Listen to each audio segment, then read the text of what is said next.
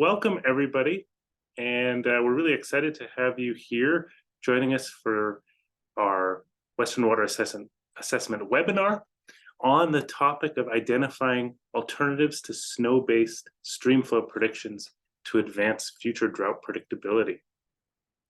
So my name is Ben Livneh, and I'd like to acknowledge my co-authors on this work, collaborators. So Joseph Kasprzyk, Benet Duncan, wonderful, and two graduate student researchers that you're going to hear from today, Parthkumar Modi and Madeline Pernat. Yeah, and so the presentation will be recorded, and it will last about 40 minutes, followed by a Q&A with Ethan, who is sort of running the show here. So a big thanks to Ethan.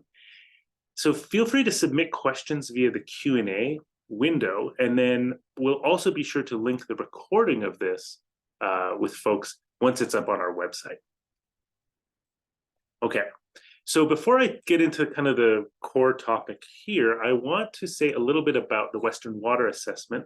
I'm sure many of you know who we are, but some more than others, and we wanted to take this opportunity to introduce ourselves.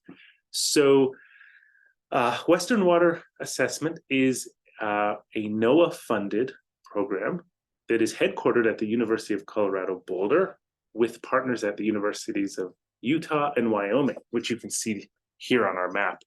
And our mission is to conduct innovative research in partnership with decision makers to help them make the best use of science and manage for climate impacts. And this includes a number of things that I've got listed here. Our current focus is really on building resilience to compound hazards. And that's in terms of working with communities and thinking about the science, the water science behind those important decisions. And so we're also really trying to center the needs of frontline communities and advancing some of the topics that we're advancing user relevant research on includes snowpack, wildfire, and water supply. And just to clarify, we do physical science, but we also integrate and prioritize social science research techniques throughout our work. So kind of an example of this that is probably familiar to some of you, but perhaps not everybody, is some of the work and the resources we provide on the dashboard, the Intermountain West Climate Dashboard, which is a few screenshots shown here. We provide links to operational water supply forecasts, like what I'm showing on the left. And then we also do monthly briefings on climate and water. So the latest one you can see here is just from a few days ago, talks about kind of the conditions in August, how we are looking sort of relative to other years around this time, and how our whole region is kind of looking. So please check that out later when you have a chance. Okay, so now I'd like to move to the agenda for the webinar. Okay, so I'm going to start with just giving a kind of a brief overview, and then I will pass it off to our graduate students who will talk about kind of the core research here. So first, because many of you will probably not have been thinking about this as much as we have, although I'm sure some of you may even be thinking about it more than us, I would hope so anyways. I'll talk about why we find snow to be so important for water supply forecasts. And this will provide some background for two historical investigations that we are going to present that seek to understand potential improvements to water supply prediction.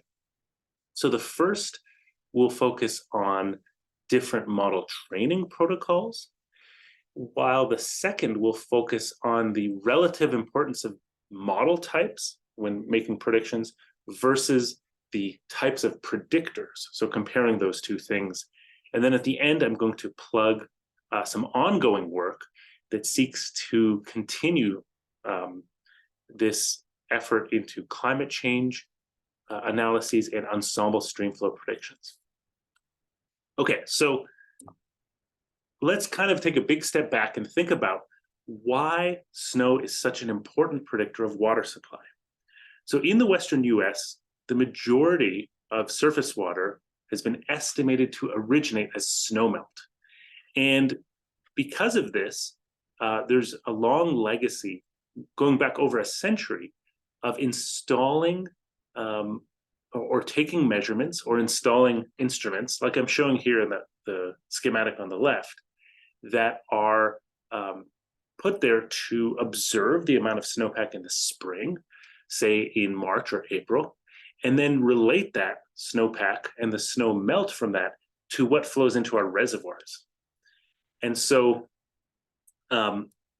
this has been a fairly reliable, I would almost say rock solid way of predicting water supply, or at least getting us most of the way there for a long time.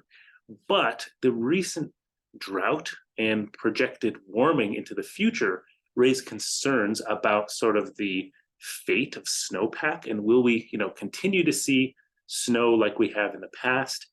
And if snow changes, then what does that mean for the viability of snow as a key predictor of water supply?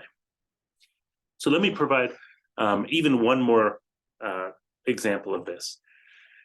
So we often talk about this term snow water equivalent, which is essentially the amount of snow that's in the snowpack if we were to melt it instantaneously. And as hydrologists, we care primarily about the amount of water in the snow.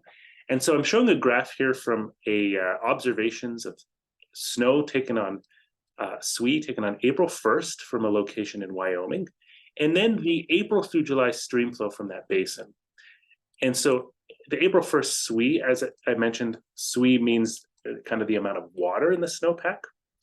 And we compare that to the April through July streamflow volume, because this is a common prediction window.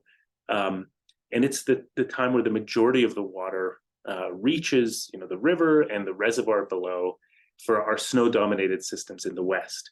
And so we're choosing April 1st as the prediction date, and April through July streamflow is kind of the thing that we're predicting.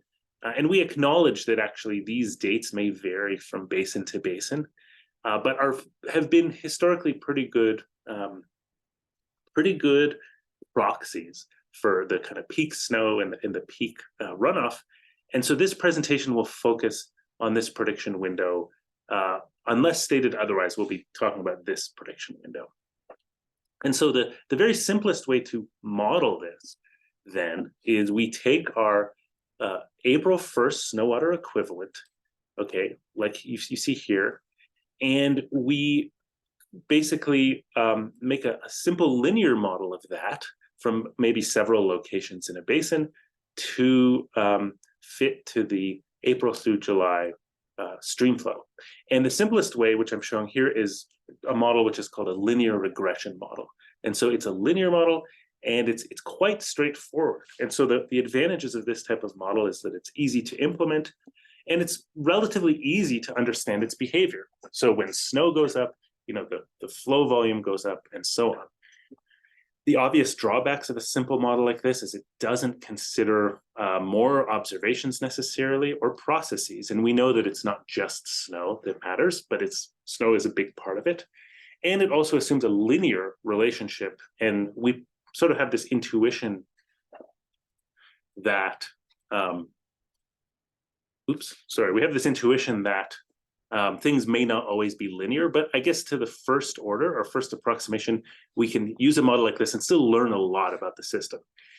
Now, if we move to more complex models beyond linear regression, there's a few other types of models that we're going to explore in this presentation. So the next most sophisticated model is a multiple linear regression, which basically just means that we're adding multiple variables, multiple observations, say beyond snow, to the equation to try to improve performance. Beyond that, we can actually do other types of regression that transform the data. And by transform, I mean they sort of multiply it or scale it in such a way to account for different non-linearities in the system. Or we can use a different structure entirely. And Maddie will talk about these a little bit towards the end of the presentation today, using things like random forests or trees. So those are kind of these data-driven, relatively straightforward models. More advanced statistical modeling tools are emerging. Something called the long short-term memory model. This is something we're actually actively working on, as well as using process-based models that are run in large groups called ensemble streamflow prediction that some of you I'm sure are familiar with. And this is sort of future work. And so the pros, I guess, the advantage of using a more complex model or more sophisticated model is it really does allow you to include and consider more observations, more processes. You do not necessarily have to rely on a linear relationship. And then you have the potential, and notice I have potential in italics because this is kind of what we're after today. You have the potential for better performance. The drawbacks are that some of these models can be more difficult to run. And actually, some of them can be considerably more difficult in terms of the amount of expertise you need, the computational skills you have, the sort of power of your computer or computing system that you have. And also, especially the more process-based models, they require us to estimate a lot of parameters. Some of these parameters are not things that you can observe. And so that requires you to make assumptions. And of course, the more assumptions you make and the more complex things get, then the harder it can be to interpret the results. So if we think about the simple linear model, fairly easy to interpret, but as we start to add parameters and processes and other things, it can become harder to interpret. So that's some background for you, and I will chime back in towards the end, but for now I'd like to pass it off to Parth, who's going to talk about the first component of this presentation. So please take it away, Parth. Thank you so much, Ben, for this nice and brief introduction. And good morning, everyone. I'm Parth Modi, and I'll be presenting on how different model training protocols can improve predictions during drought. And this work has been published in the Journal of Hydrometeorology, and it can be accessed through the link below. Okay, so I would just like to quickly reiterate on this particular relationship, the snowpack streamflow relationship. And it's important because it's the basis of how we choose our training protocols. And as mentioned earlier as well, snowpack and streamflow, they correlate very well with each other, and they demonstrate an overall positive relationship overall. However, this changes when we consider a different set of climatic years. For instance, in the normal and wet years, we see this positive relationship once again, but and with a quite higher slope. Whereas with the drier years, we see a positive relationship, but with a slightly reduced slope. And then finally, we have this extremely dry years, or the snow drought years, where we almost see that the slope is flat. This indicates that there is a lack of sensitivity of snow to the streamflow in those particular drought years. And it's really difficult to capture streamflow in those years as well. And so all of our experiments that you will see upcoming forward, we withhold this particular drought years from model training particularly, just to capture the unprecedented drought conditions. Yeah, advance. So considering this varying slopes between this different set of climatic years, snow drought fundamentally alters streamflow predictability. And so to just capture the impact of snow on streamflow, we use this simple linear model, which is shown on the left here, where Q is the April to July streamflow volume, SWE is April 1 SWE in most cases, and then AI and the epsilon are the model slope and the model residuals respectively. Next. Okay, so we start by selecting the snowtel stations across the Western US and in the snow-dominated ecoregions particularly. And to represent the wide range of hydroclimatological characteristics, we use SWE-ORP ratio to select this snowtel stations. And so the SWE-ORP ratio, particularly on April 1, indicates that fraction of precipitation from October to March that contributes to April 1 snowpack. And usually the range is between 0 to 1, where 1 indicates that 100% of precipitation that happened between October to March contributes to the April 1 snowpack. And yeah, and besides that, we also have a basin screening procedure just for quality controlling our experiment basically. And so how do we classify these droughts? We classify this hydrological drought using the percentiles. So what I'm showing here is a plot where on the y-axis, we show AMJ, the stream flow volume. On the x-axis, we show the percentiles. And so the years which are less than or equals to 15th percentile are considered to be the drought years here in particular. And these are with hold years. That means they are not particularly used in training the model, but instead evaluating the different training protocols. And the remaining years, which are also the non-drought years, we have these two different categories. So values which are less than 57.5th percentile, which are shown by the gray circles here, they are below median years. And the years which are above 57.5 percentile are considered to be the above median years, which are shown in the blue circles here. And so if you correlate them with the scatter plot that I showed before, we can see that those stars in particular, they correspond to the withhold drought years. Next. Okay, so moving on to the results, what I'm showing here is a comparison of skill between two different training protocols. And so in the plot here on the y-axis, you see is the percent error. And on the x-axis, we are showing this different CURP buckets with the curly brackets showing the number of stations. So we have three particular stations in the category 0 to 0.25 CURP ratios. And this different training protocols here correspond to the blue boxes here show training on all the remaining years that are the non-drought years, which is between 15th percentile and 100th percentile. And then the red boxes is showing the training on the drier half of the years, which is the years between 15th percentile and 57.5 percentile. And what we see here is that in general, across all the CURP buckets, we see an improvement when we particularly train on the drier years. And this can be summarized in the all sites, which I'm showing on the extreme right, where we compare all these sites and in the skill across them.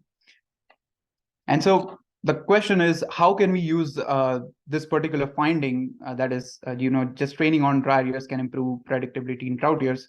And if so, how can we select those training years? And so that brings me to the question, can the current snow conditions guide the selection of training years? And so that's where we come up with this adaptive sampling procedure, where we select the training years based on the current SWE conditions. It follows a certain set of criteria, which I won't be going into a lot of details today. But if I had to summarize it in the a statement, I would say that we select training years that fall within the range of plus or minus 10 percentile points around the SWE percentile. So for instance, if April 1 SWE is 25th percentile, we would select years that would fall between 15th percentile and the 35th percentile.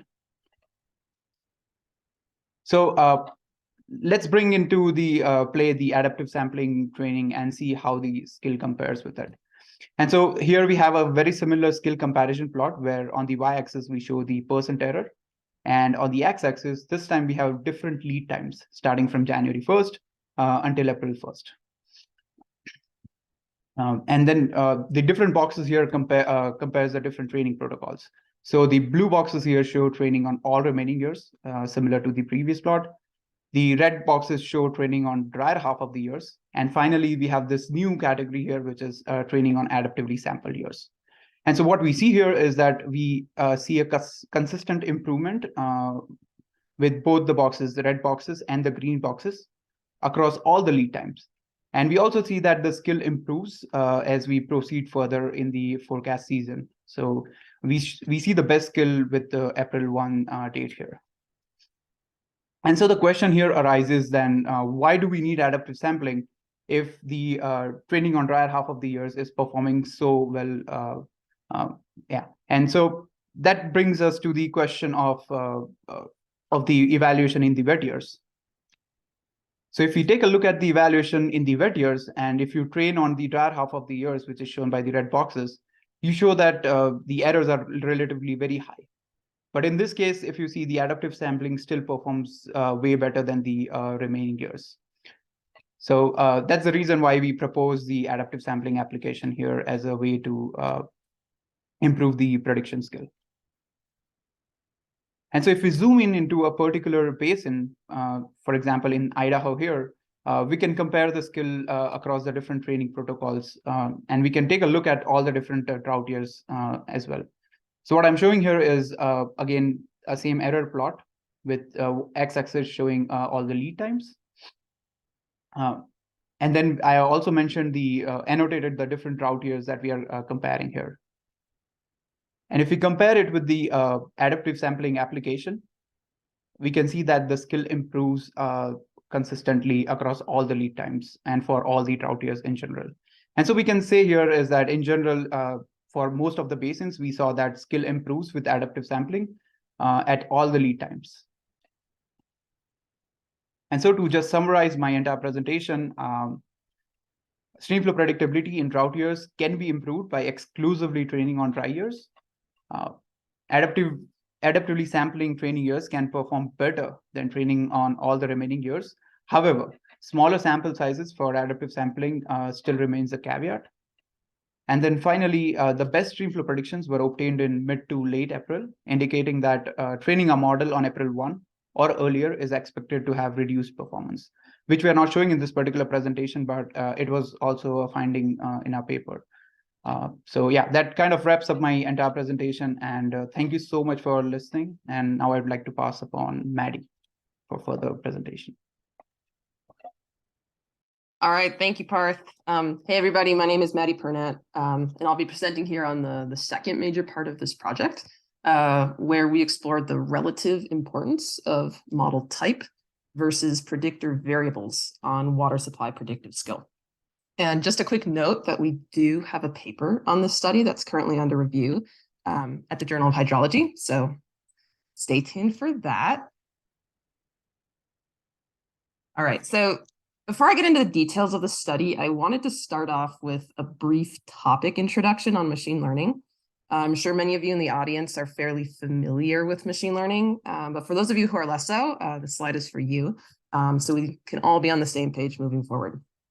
If you're anything like me back before I really got into this kind of work, the term machine learning may incite a feeling of intimidation or even fear, dare I say. But the reality is, if you've ever used simple linear regression or multiple linear regression, you have actually used a simple implementation of machine learning.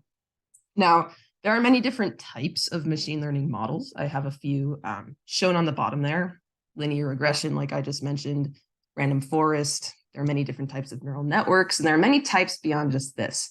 But the thing to really understand, what I want to be the main takeaway from this slide, is the fact that all of these different types of what are called supervised machine learning models all have the same overarching goal.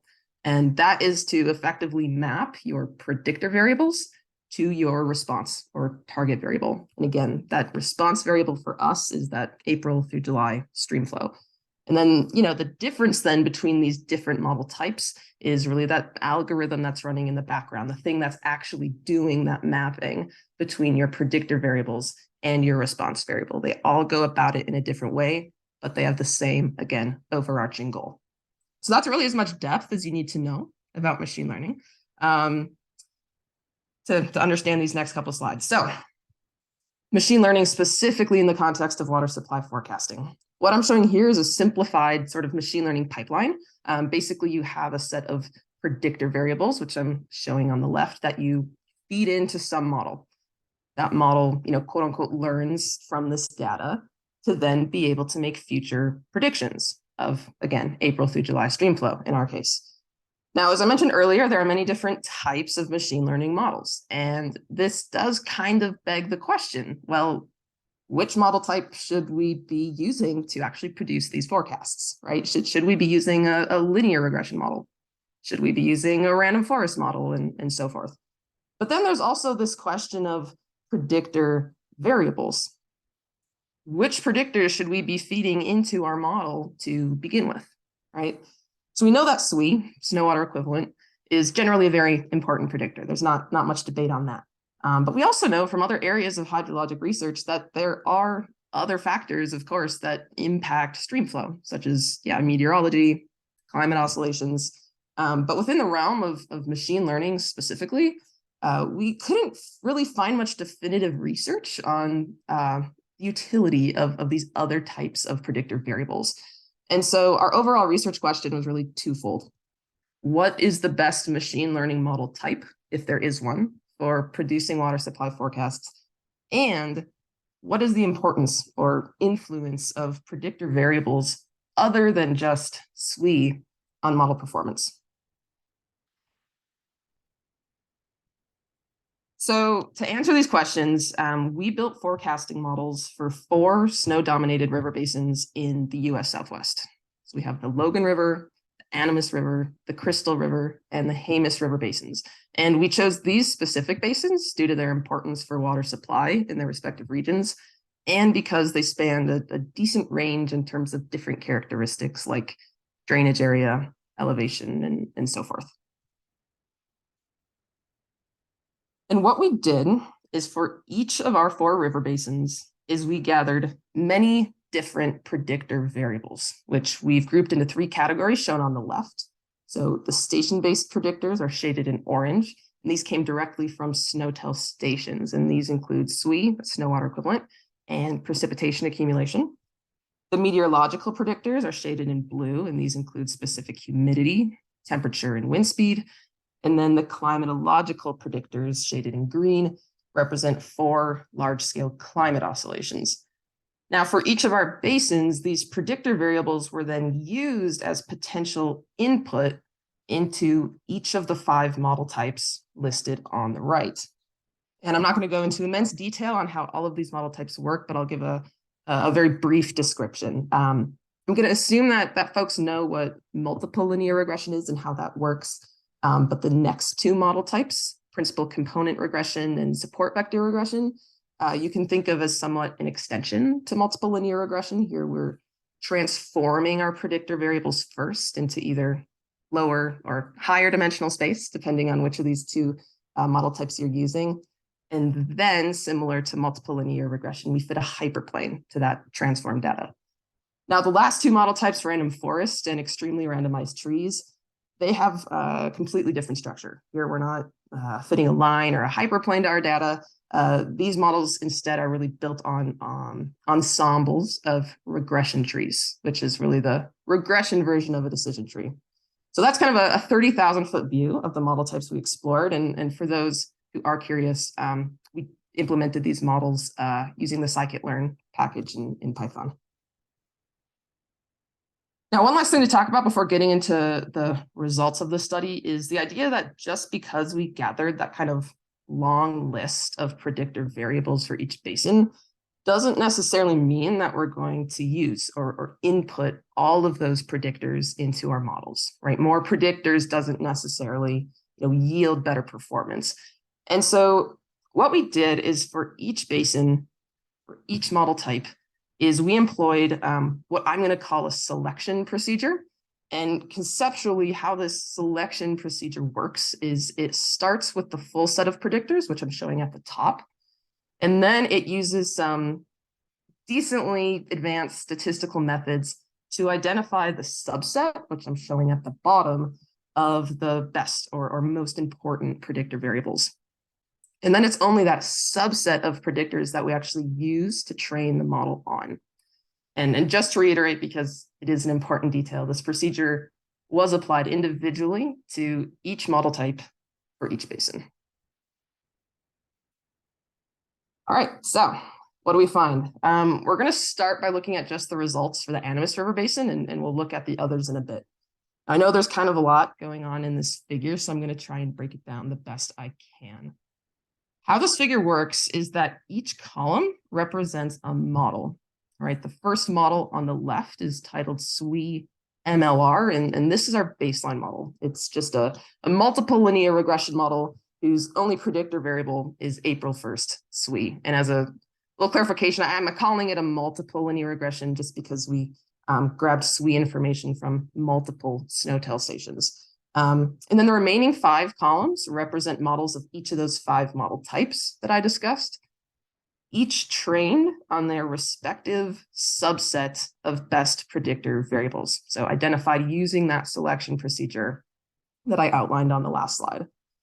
So the top portion of this figure with the shaded cells indicates which specific predictors are present in each model. So, for example, that dark orange cell in the first column is saying that the SWE-A, or April 1st SWE, predictor is used in that first model. It's the only predictor used in that baseline model. Then the orange, blue, and green shading is differentiating between the three predictor categories, the station-based, meteorological, and climatological predictors. Now, the bottom portion of this figure with the numbers and the box plots shows the predictive skill or performance of each of these models over three different metrics, the Nash-Sutcliffe efficiency, or NSE, the root mean squared error, and R squared. But what I specifically want us to focus on here is the box plots. So if we take a look at the performance of our baseline model, so the one with the gray box plots, we see that its performance is relatively poor, right? It's pretty easy to see that its median values are worse. Its interquartile ranges are more spread out than the other models.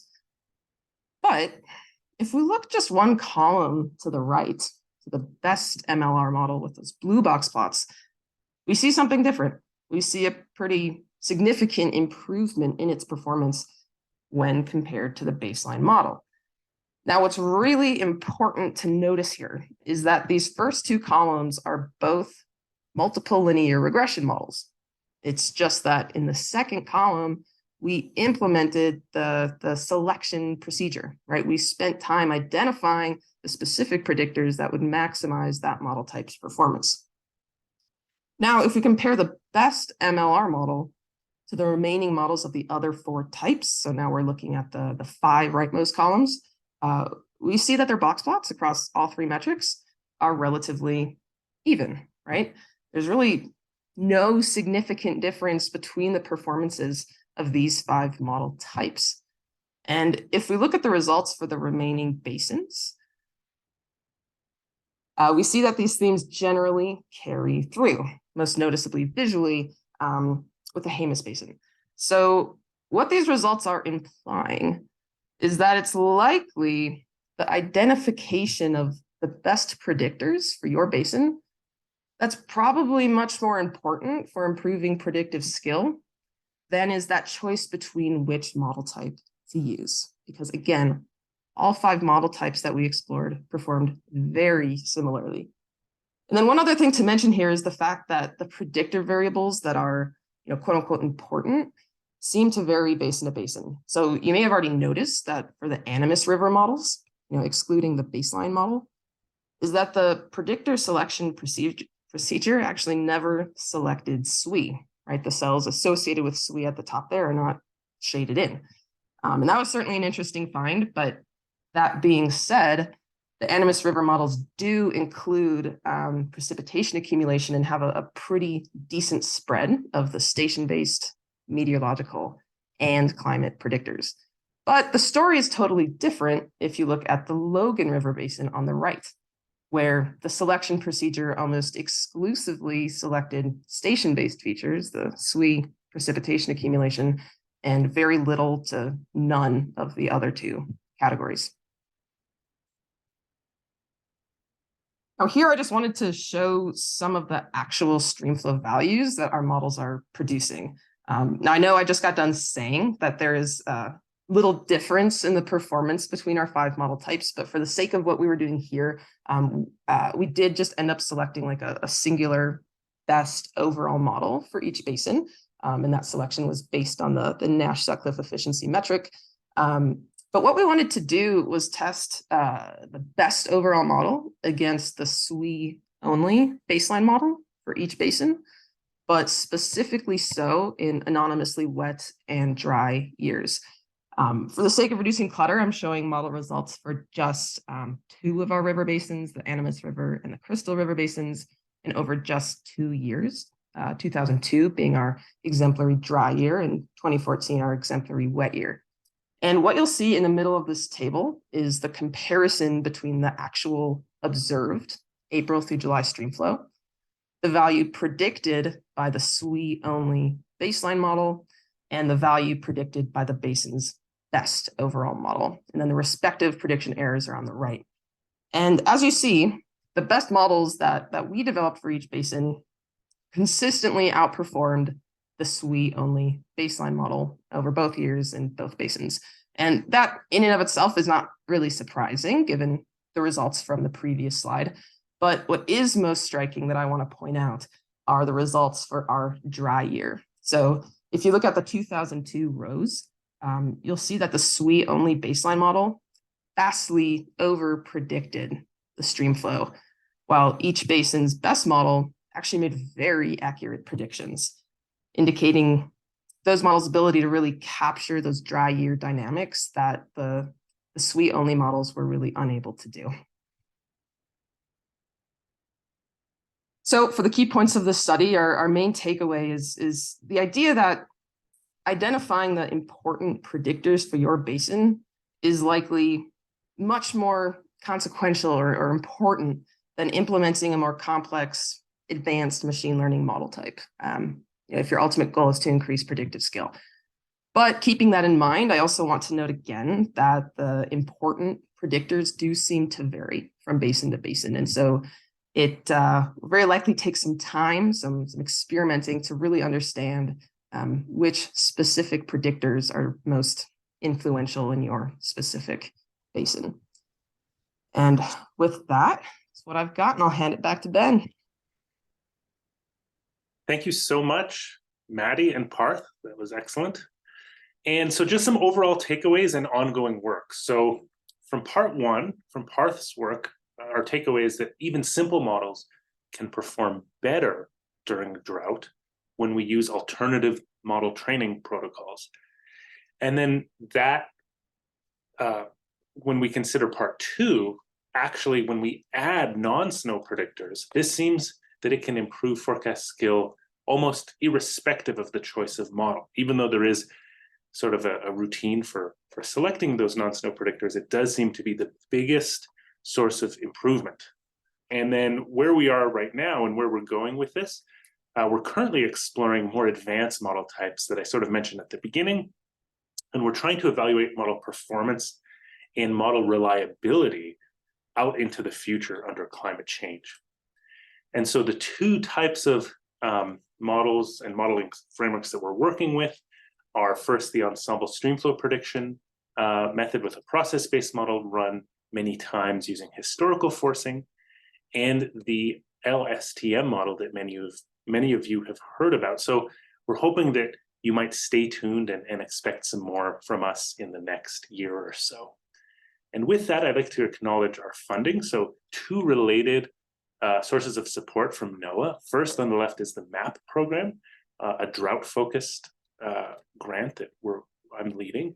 And then on the right is the Western Water Assessment that is also interested in these questions of water supply reliability and prediction errors, focused not just on drought, but on normal years and wet years. So with that, I would like to thank you all for your attention. And I would like to encourage you to ask questions in the Q&A box. Also, a big thanks to our speakers and collaborators.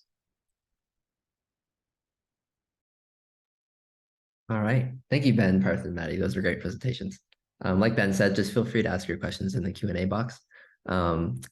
Currently, the one question we have is for Parth and Maddie. Can you both put the URLs to your publications in the chat? And while we wait for them to do that, we can just wait for some questions to come in.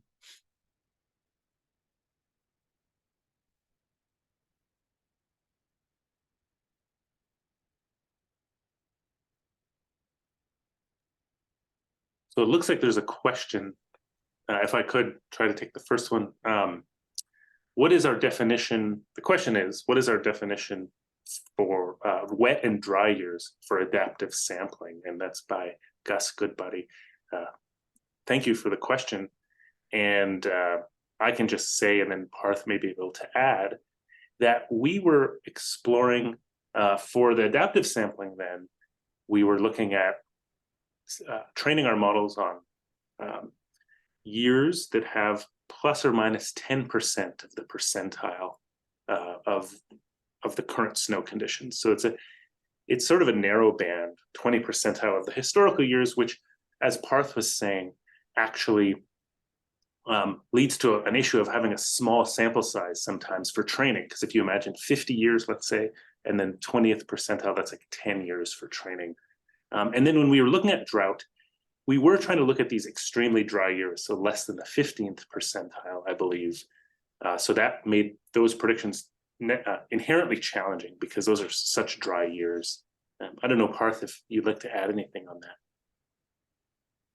Yeah, I think the adaptive sampling procedure uses this plus or minus 10 percentile points. And if we had to define wet and dry years for the adaptive sampling where we performed our evaluation, the wet years were above 85th percentile and the dry years were less than or equals to 15th percentile for evaluation.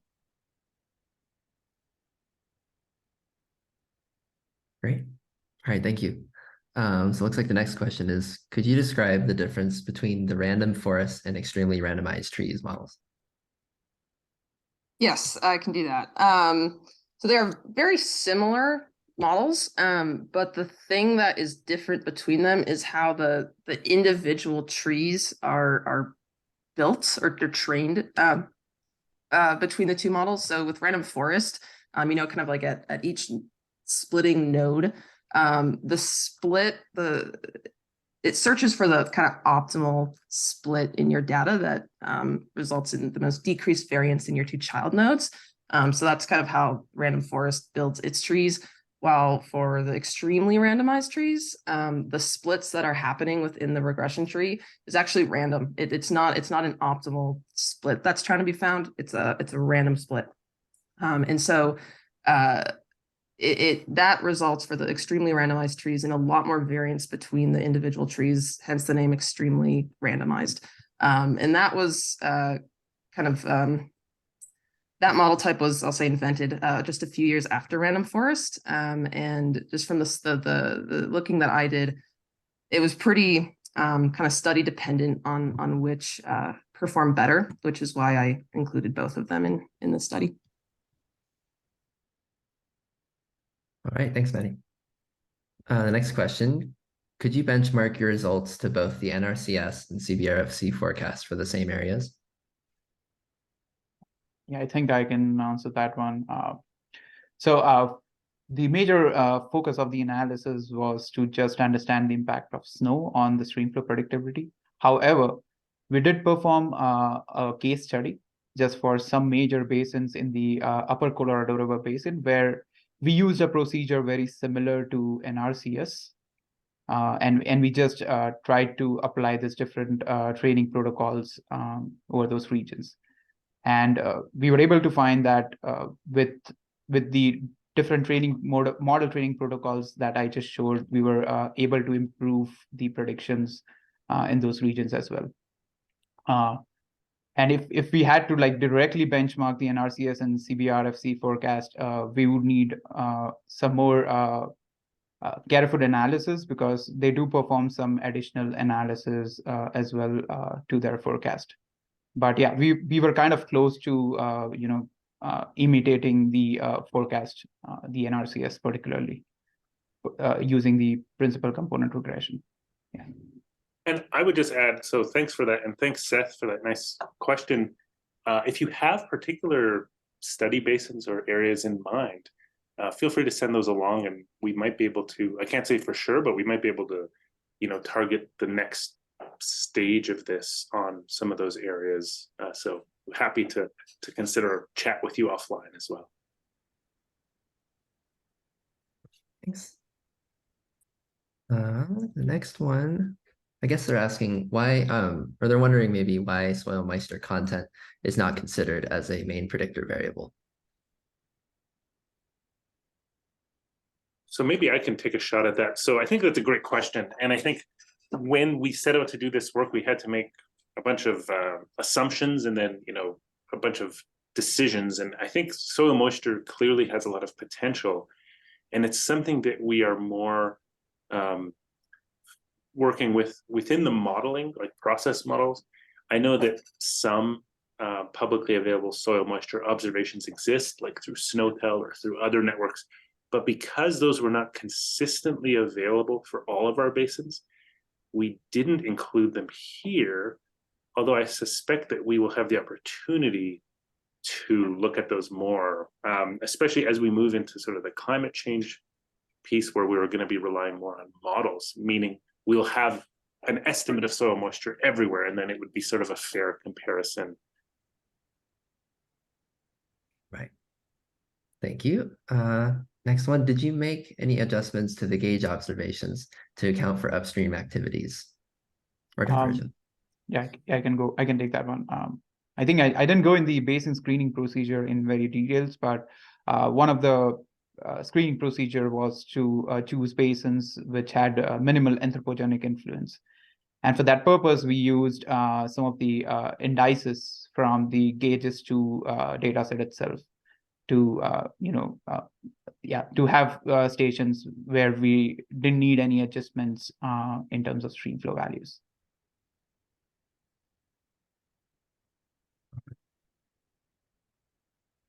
How does the quality of the snowpack information influence the prediction skill of July through April streamflow?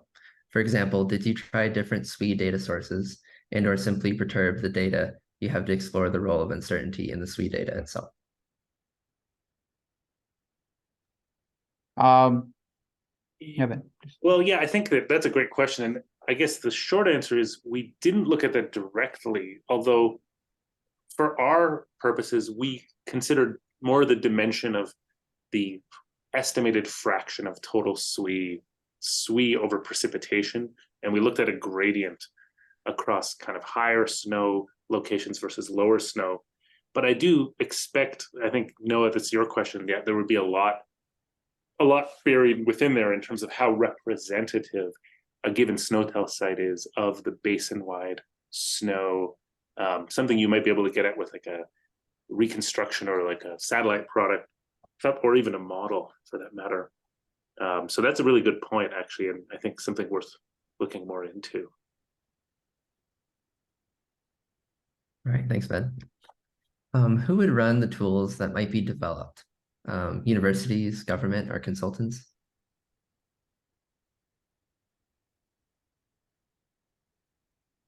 Well, I guess that's a great question. I guess anybody could answer that. My response would be that we were thinking about this, and that, all other things being equal, having a simpler model would be preferable so that it would be, more likely to be used, right? So even a simple linear model, kind of like Maddie was showing, that you could actually get pretty good performance with a multiple linear regression, would probably be preferable and allow more types of people to use such a model. For now, we are just testing this here at the university, but we're hopeful that some of the knowledge here could get passed along and could get used by government or consultants or other universities as well. So yeah, I would say that's our goal. Great. Can you add a bit more about the concerns with small sample sizes when adaptive sampling is employed? Okay, I can take that one. So what I showed was today the evaluation just in the wet and the dry years, but we also did an evaluation in the normal years where we saw that choosing a very small training data set, like just for training our adaptive sampling application, it would cause like really higher errors in those normal years. And so what we would like to propose or say is that the adaptive sampling application actually needs a calibration basin-wise. So it's not necessary to definitely choose a plus or minus 10 percentile points always, but rather it would depend on the evaluation period and also the basin itself as to how the SWE and streamflow relationship changes in those particular basins. So yeah, I mean, it's definitely still an issue because you are just choosing 10 percentile points, around those. So it's just 20 percentile points. And if you consider that out of 40 years, that would be just 7 or 8 years, I would say. So it's kind of smaller. Thanks.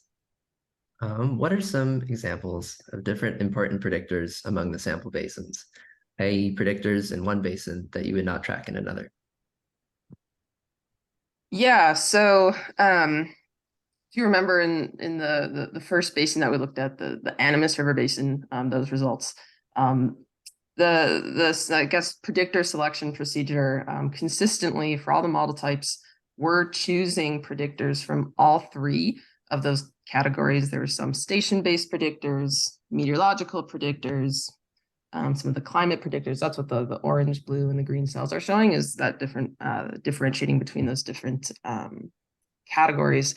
So, in that sense, you would probably want to be considering this sort of wide range of predictors for such a basin. But then again, like for the Logan Basin, it was really only these station-based predictors that were important there. So that's kind of how I would go about it.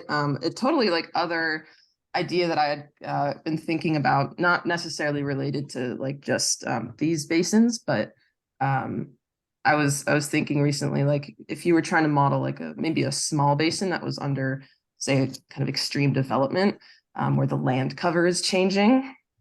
Land cover then in that sense could be another interesting predictor if that's something that's changing over time.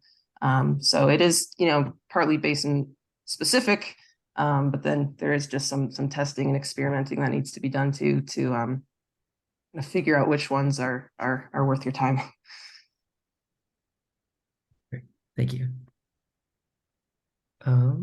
Okay. Did the results of the study show any indication that dry, wet, or normal years may have different preferred predictors? I think the focus of the study was to just investigate the role of snow. And definitely, I would say that in some of the basins, we did not achieve, a good performance at all. So exploring that part of, using other predictors is definitely something that is on our radar as well. But yeah, if I just talk about the work that we have done, it was a lot more focused on just the snow. So yeah, we have not seen if there are any other preferred predictors that would help the skill improve.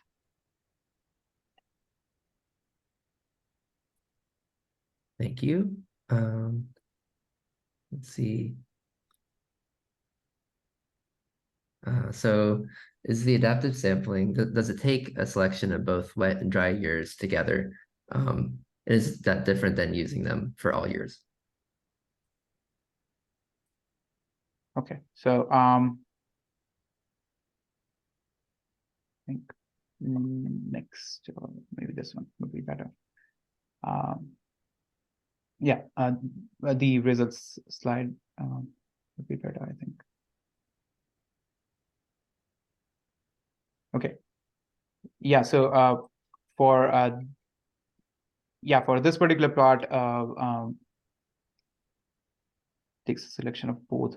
Okay, so in this particular case, when we are doing an evaluation on just the drought years, what we saw was that the drier half of the years really performed well.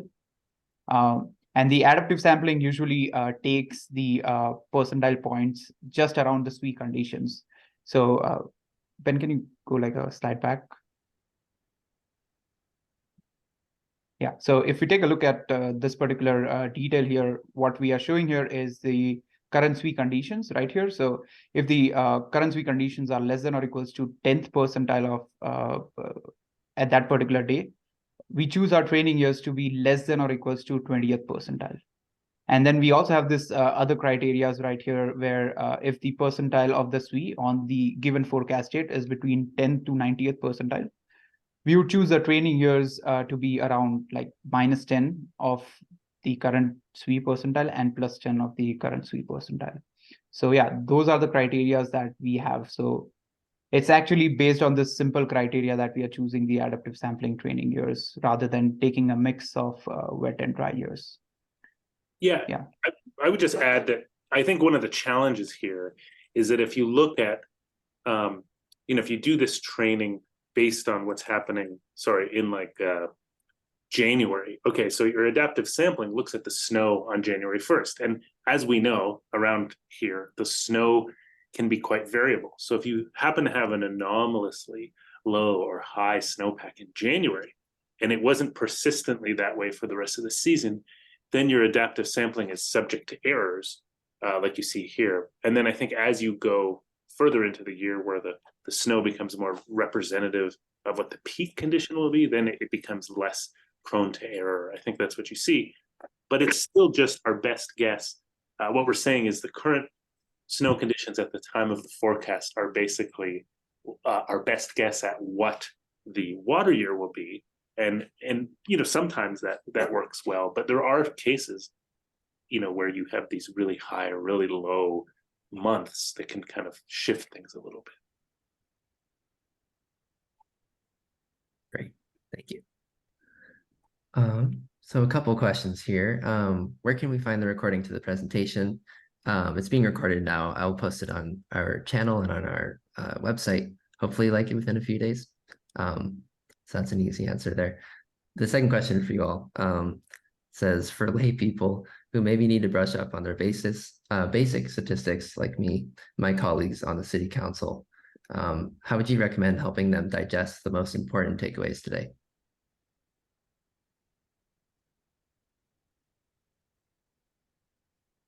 Well, I can give a shot.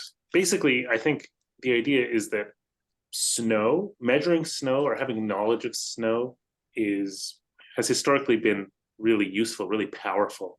And I think that's still going to be the case. And so if you are looking, so here are our takeaways again, that sometimes though snow is not enough. And what we found is that working with forecasts that use different training protocols or forecasts that are adding non-snow predictors, those can, I think, really be useful. And so I guess I would want to know more about whether, I'm assuming that you would be sort of using existing forecasts rather than creating your own forecasts.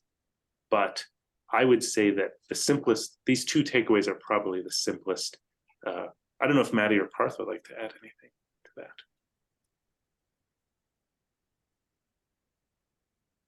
Okay. Thank you. Well, if we can do like one more question here. Thanks again, everybody, for all your wonderful questions. Probably the most active Q&A we've ever had. We can start with, or we can end with this last one. Do you know why SWE wasn't a good predictor in the Animas Basin? Great question. We have kind of a lead on it. We don't have like a definitive answer. But if you remember towards the beginning of Parth's talk, he talked about that April 1st SWE to precipitation accumulation ratio that we use to kind of characterize basins. You kind of think of that as the higher that ratio is, the more snow dominated that basin is, we'll say.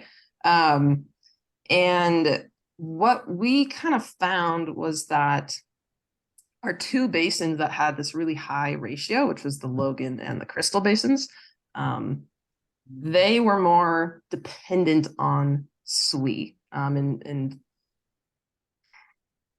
debating how technical to get on this. Basically, when we were doing that predictor selection procedure, conceptually how that worked was, it was this sort of like iterative process where each iteration we were kind of selecting the next best predictor for that basin. So a predictor that was selected in the first iteration was, you can kind of think, more important than a predictor that was selected in a later iteration. And so, yeah, these more snow-dominated basins, SWE was always the first selected predictor, the most important predictor for those two basins. The Animas and the Jemez basins, that ratio is a little lower. They're more kind of like moderately snow-dominated.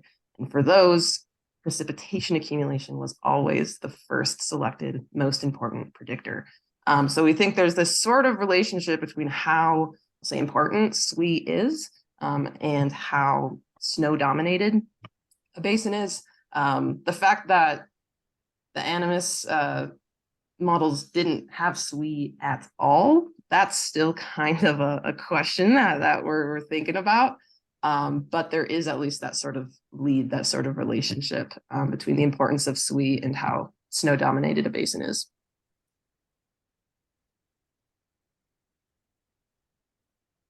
Great, thank you. I think we are out of time today. So if we didn't get to your questions, feel free to email us at wwa@colorado.edu, and we can forward our questions to our speakers today. And thanks again, Ben, Parth, and Maddie, for your wonderful presentations and for answering so many questions. It was very good. And again, like I said, we will post this recording on our YouTube channel and our website, hopefully within the next few days. And I will send an email to all of you once we have that up. And yeah, again, email us at wwa@colorado.edu if you want to keep the conversation going. Thanks, everybody. Have a good rest of your day.